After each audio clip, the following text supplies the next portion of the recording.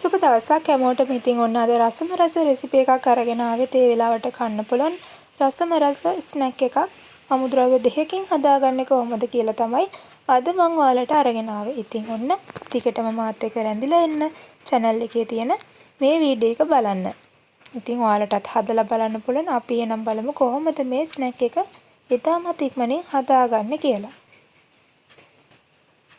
මේ ස්නැක් එක හදන්න ප්‍රධාන වශයෙන් අපි පාවිච්චි කරන්නේ තම්බපු අල. ඉතින් මම පොඩි අල ගෙඩි 5ක් අරගෙන තියෙනවා. ඔයාලට පුළුවන් ලොකු අල ගෙඩි නම් 3ක් වගේ පාවිච්චි කරන්න. තව ගොඩක් හදා ගන්නවා නම් ඔයාලට තවත් වැඩිපුර අල පාවිච්චි කරන්න පුළුවන්. මේ අල ගෙඩිය උණු වතුරට දාලා තම්බලා අරගෙන මම මේකේ පොත්ත මුලින් ඉවත් කරගන්නවා. මේක ඒ නිසා හොඳටම තැම්බිලා තියෙන්න ඕනේ. කෑලි මුකුත් හිටින්නේ නැති විදියට මේක පොඩි කරගන්න පුළුවන් විදියට මේ අල ගෙඩිය අපි තම්බගෙන තියාගන්න ඕනේ.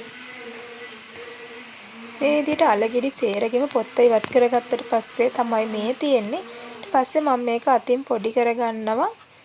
මේක අනා ගන්න පුළුවන් ඩෝ එකක් එන මට්ටම වෙනකල්ම මේක පොඩි කරගන්න ඕනේ. චූටි චූටි කෑලි මොකොත්ම හිටින්නේ නැති විදිහට.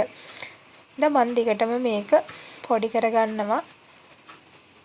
හොඳට තැම්බුණා මේක පොඩි කරගන්න ලේසි. මේ තියෙන මම පොඩි කරගත්ත එක මෙතන උනත් පොඩි පොඩි කෑලි මේ අවස්ථාවේදී තිබුණා. ඒ චූටි චූටි කෑලි ටිකත් අතින් පොඩි කර මේක කලවම් කරන්න ඕනේ ඩෝ එකක් හදා ගන්න පුළුවන් මට්ටමට එනකල්. මේ දැන් මට මෙතනත් හම්බුණා පොඩි හයි කොටසක්. ඉතින් ඒ හැම එකම අතින් පොඩි කර මේක සකස් කරගන්න. ඊට පස්සේ අපි මේකට දාන ඊළඟ ප්‍රධාන අමුද්‍රව්‍ය මේකට එකතු කරන්න පුළුවන්. මේ මම ගොඩාක් දුරට මේක පොඩි කරගත්තට පස්සේ තමයි දැන් තියෙන්නේ. ඊට පස්සේ මම මේකට කෝන් ෆ්ලවර් පුරවපු මේස ඇඳි වලින් දෙකක් එකතු කරනවා. ඒකත් එකතු කරලා මම මේක තවදුරටත් කලවම් කරනවා. මේ කෝන් ෆ්ලවර් එක දාපුවම අතේ ඇලෙන ප්‍රමාණයක් එන්නේ නැහැ. ඒ හින්දා අපිට මේක ලේසියෙන්ම අනා ගන්න පුළුවන්. කෝන් ෆ්ලවර් වලට අමතරව මම මේ වෙලාවේ මෙතනට කෑලි මිරිස් තේ හැන්දක් එකතු කරනවා. ඔයාලගේ සැරට මේක ගොඩක් ඕනේ නම් ඔයාලට පුළුවන් ඊටත් වඩා ප්‍රමාණයක් මේකට එකතු කරන්න. ඊට පස්සේ මම මේක කෝන් ෆ්ලවර් ටිකත් එක්ක කලවම් වෙන විදියට මේක කලවම් කරලා අනලා ගන්නවා. අනලා අරගෙන ඩෝ එකක් හදා ගන්න තමයි මම යන්නේ. ඉතින් ඔයා අද නම් මගේ channel එකට අලුතින් එකතු වුණේ. ඔයාට පුළුවන් මගේ channel එක subscribe කරන්න. ඉස්සෙල්ලා මම educational content ගෙනව channel එකක් ඉස්සරහට මගේ study with Sumu channel එක ඔයාලා subscribe කරන්න feature channel යටතේ තියෙනවා. educational content බලන්න vlogs උයි cooking videos මම මේ channel එකෙන් ගේන්න බලාපොරොත්තු වෙනවා. ඉතින් ඒ හින්දා ටිකටම මගේ channel දෙකම subscribe කරලා දිගටම රැඳලා ඉන්න කියලා ආරාධනා කරනවා. ඊළඟට මම මේකට තියර ලුණු තේ හැන්දක වගේ ප්‍රමාණයක් එකතු කරනවා. ඉතින් මම මේක ලුණු කුඩු එකතු කරන්නේ නැහැ. මේක සම්පූර්ණයෙන්ම මේ අවස්ථාවේ කවලම් වෙන්න ඕනේ හින්දා. ඊට පස්සේ මේ ලුණු ටිකත් එකතු කරලා මම දිගටම මේ ඩෝ එක තවදුරටත් අනනවා. එතකොට මේක ලුණු ටිකත් මේකට මිශ්‍ර වෙලා අපිට මේක බෙද ගන්න පුළුවන් මට්ටමට මේක සකස් වෙලා එනවා. අපිට එයින්ද මේ සේරම බෙද ගන්න පුළුවන් මට්ටමට ඕනම හැඩයකට මේක පොඩි කරලා හදා ගන්න පුළුවන් මට්ටම වෙනකල් අපේ අතට දැනෙනකල් මේක ටිකක් වෙලා අනන්න.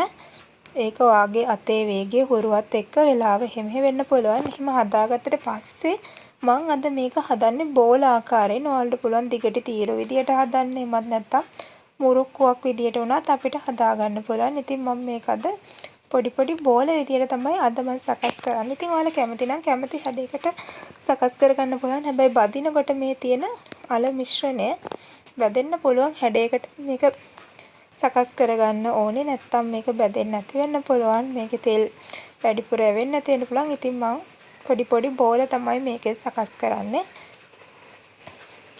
ඔයාලා මුලදීම දැක්කනේ මම මේක හදලා ඉවරුනාම කොයි විදිහටද තියෙන්නේ කියලා. ඉතින් මේ බෝල ටික මම මේ තියෙන ඩෝ එක ඉවරන කල්ම මේ විදිහට බෝල සකස් කරගන්නවා. මේක බදින්න කලින්. මේ විදිහට මේක ඔයාලගේ අතේ සයිස් එක අනුව අත පුංචි නම් චෝටියට හරි නැත්නම් ඔයාලා කැමති විදිහකට මේක සකස් කරගන්න පුළුවන්. පොඩි කෙන්ට දුන්නත් පොඩියට හදලා දෙන්නත් පුළුවන්. මෙන්න මේ විදිහට තමයි මම මේ බෝල ටික ඔක්කොම හදලා ඉවර කරගත්තා. ඊට පස්සේ මම මේක ලිපේ තියලා බැදලා ගන්නවා. ඉතින් විනාඩි 2ක් 3ක් විතර එක වටයකට තිබ්බම මේක බැදිලා ඇති වෙනවා. ඔයාලගේ ලිප අණු වෙනස් වෙන්න පුළුවන්. ගෑස් ලිපේද මම දර ලිපේ අද වෙනද මට වීඩියෝ එක ගන්න විදිහක් නැහැ. මෙන්න මේ විදිහට තමයි මේක ආපහු ලිපෙන් බාලා ගත්තට පස්සේ තියෙන්නේ ඉතින් මේක අපිට සෝස් එක කන්න පුළුවන්. නැත්තම් තේ වෙලාවට තේ එක බොන ගමන් කන්නත් පුළුවන්. ඉතින් හරිම රසයි. ඉතින් ඔයාලටත් පුළුවන් හදලා බලලා කොහොමද මේකේ රස කියලා මට කමෙන්ට් එකක් දාගෙන යන්න. එහෙනම් අදට මං ගිහලා එන්න. ඔයාලා හැමෝටම සුබ දවසක්.